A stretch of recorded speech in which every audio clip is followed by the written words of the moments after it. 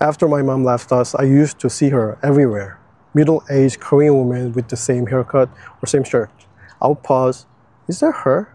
But it never was. And now after my dad passed away 2 years ago, it's happening again.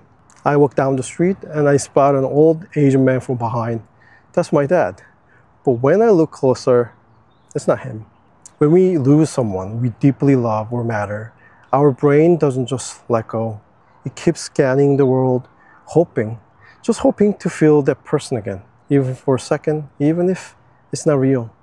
It's our heart's way of saying, I'm not ready to say goodbye yet. But here is what I learned.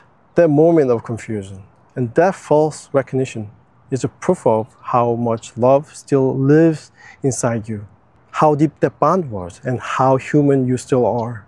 So if you ever see someone again, you're not broken, you're still healing.